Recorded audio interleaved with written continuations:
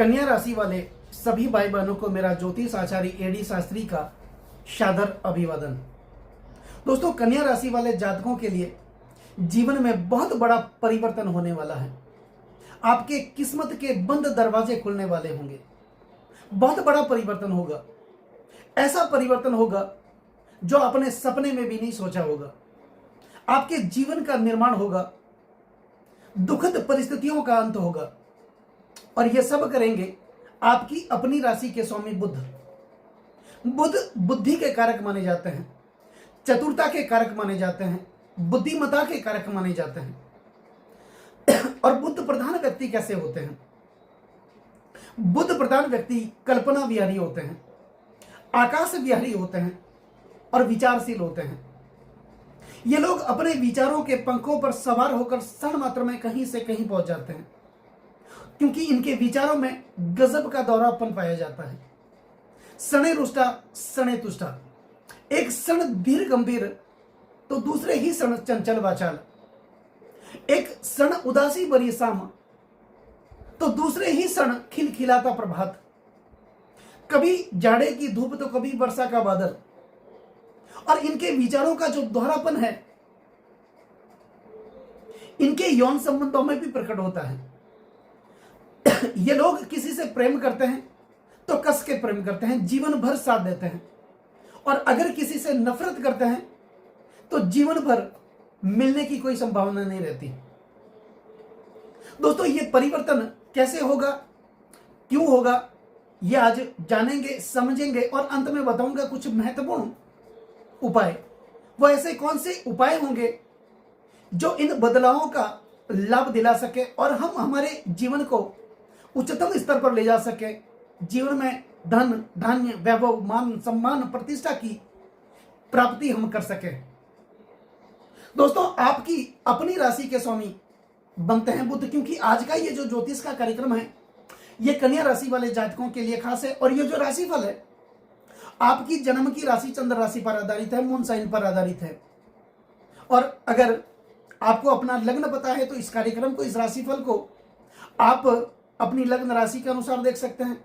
और अगर आपको अपना लग्न पता नहीं है तो फिर चंद्र राशि के अनुसार तो इस वीडियो को आपको देखना ही है। और वीडियो शुरू करने से पहले मेरा आपसे एक निवेदन है कि अभी तक आप मेरे चैनल पर नए हैं या फिर आपने मेरे चैनल को सब्सक्राइब नहीं किया तो पहले आप चैनल को सब्सक्राइब कर लें। बेल आइकन बटन को दबाना बिल्कुल भी ना भूलें, ताकि मेरे आने वाले और भी नई नई वीडियो के नोटिफिकेशन आप लोगों तक पहुंच सके। और आपका एक प्यार भरा लाइक और कमेंट जरूर करें। आपका एक लाइक मेरे अंदर बहुत ज्यादा आत्मविश्वास भर देता है। वीडियो में किसी प्रकार की कोई त्रुटि रह गई हो, कमी रह गई हो तो आप कमेंट्स में मुझे जरूर बताएं, मैं उसमें सुधार करने की कोशिश करूंगा।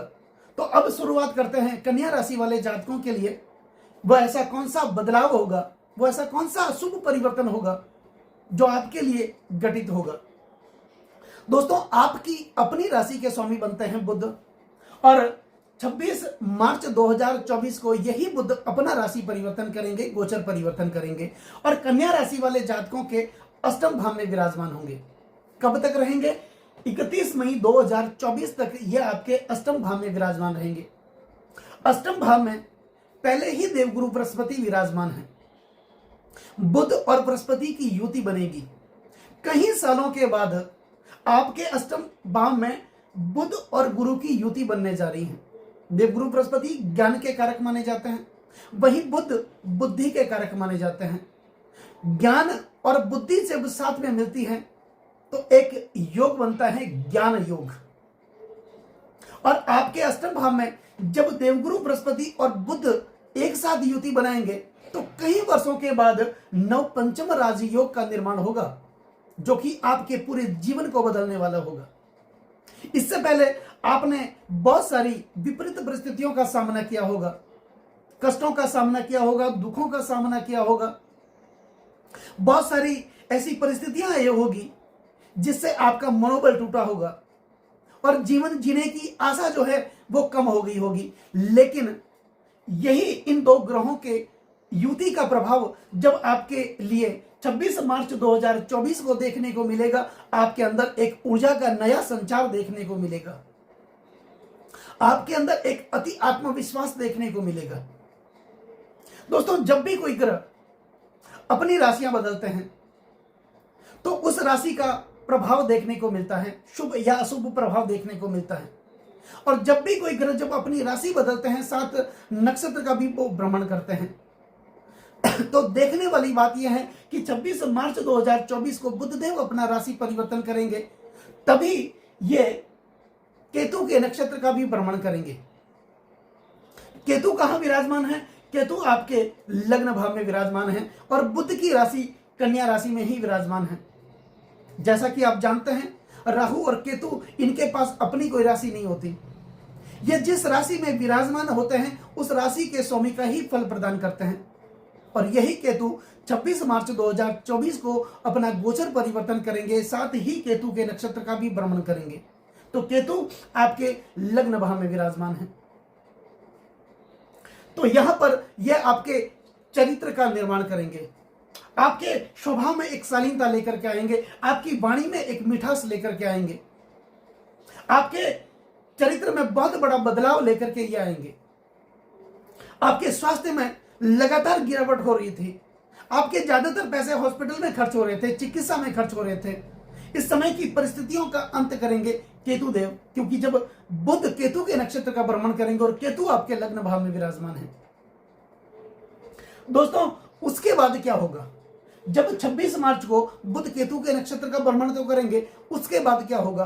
क्योंकि 2 अप्रैल को यही बुध वक्री भी होंगे और वक्री होकर के ये सप्तम भाव में आएंगे। सप्तम भाव में देवगुरु बृहस्पति की राशि है, सप्तम भाव के स्वामी देवगुरु बृहस्पति हैं और यही बुध देवगुरु बृहस्पति के साथ में विराजमान है।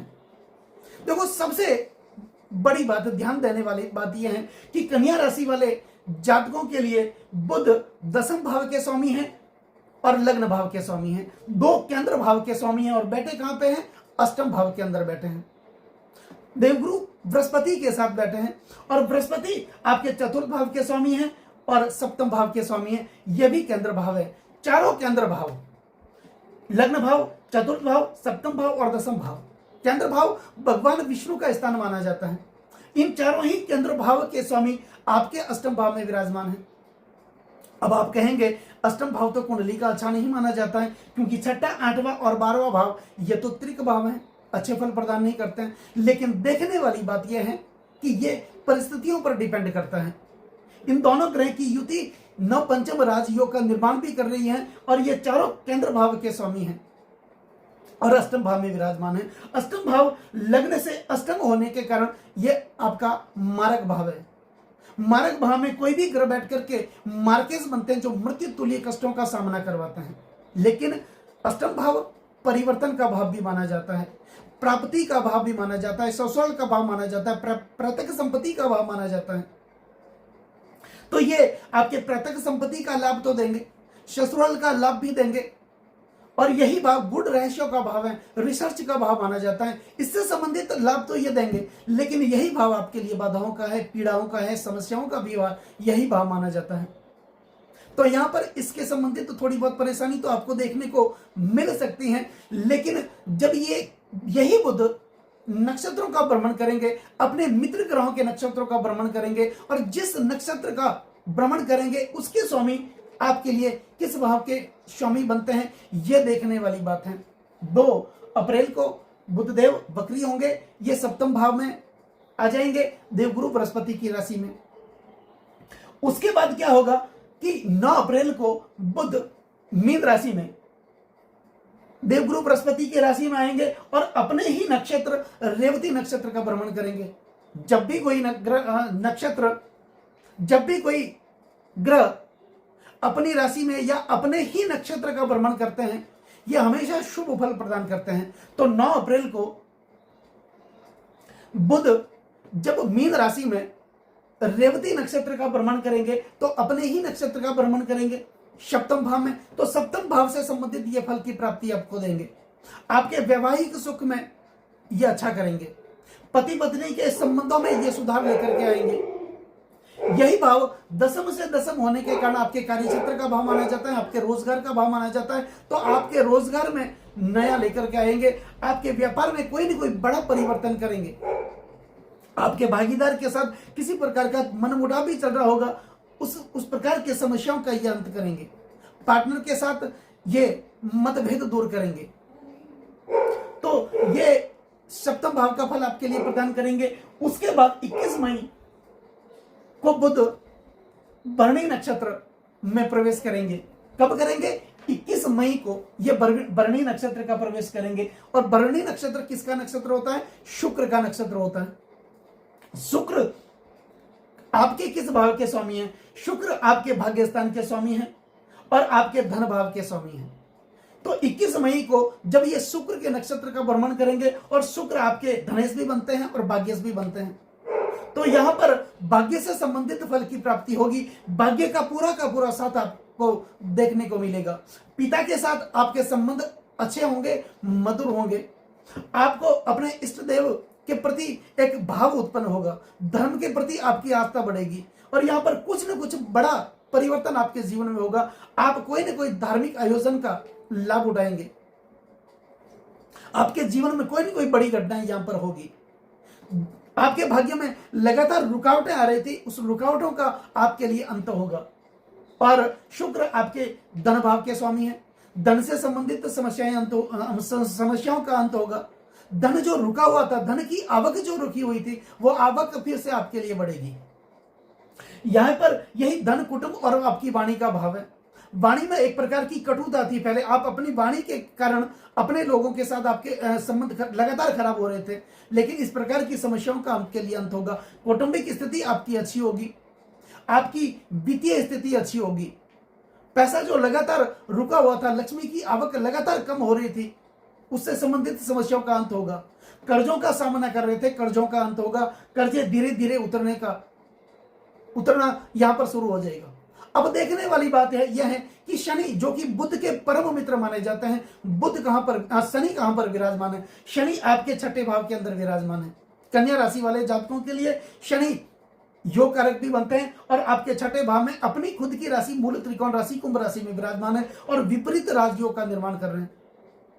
और इन्हें शनि की तीसरी दृष्टि बुध पे जा रही है। और शनि की जब बुध पे दृष्टि अपने मित्र ग्रह पर जाएगी तो कितनी अच्छी परिस्थिति का ये निर्माण करेंगे। यह सबसे बड़ी देखने वाली बात है। तो कुल मिलाकर के अगर कहा जा सकता है तो कन्या राशि वाले जातकों के लिए बुध देव जब 26 मार्च 2024 को अपना राशि परिवर्तन करेंगे, अष्टम भाव में विराजमान होंगे, तो यहां पर बहुत बड़ी परिस्थितियों का आपके लिए निर्माण करेंगे। नवपंचम राजयोग का निर्माण भी करेंगे। शनि की तीसरी दृष्टि विपरीत राजयोग का निर्माण शनि कर रहे हैं। तीसरी दृष्टि बुध पर जाएगी और बुध बकरी भी होंगे, सप्तम भाव में भी जाएंगे। और 29 मई को बुध सूर्य के नक्षत्र कृत्तिका नक्षत्र का भ्रमण करेंगे और सूर्य आपके द्वादश भाव के स्वामी हैं। इस समय पर आपको थोड़ा संभल करके रहने की जरूरत है। लेकिन क्योंकि द्वादश भाव आपके खर्चों का भाव माना जाता है, आपके चिकित्सा से संबंधित खर्चों का भाव माना जाता है। यहां पर आपके थोड़े बहुत खर्चे हॉस्पिटल में हो सकते हैं, आपके स्वास्थ्य के बारे में थोड़े बहुत खर्चे हो सकते हैं, लेकिन यहां पर विदेशों से धन की आवक होगी।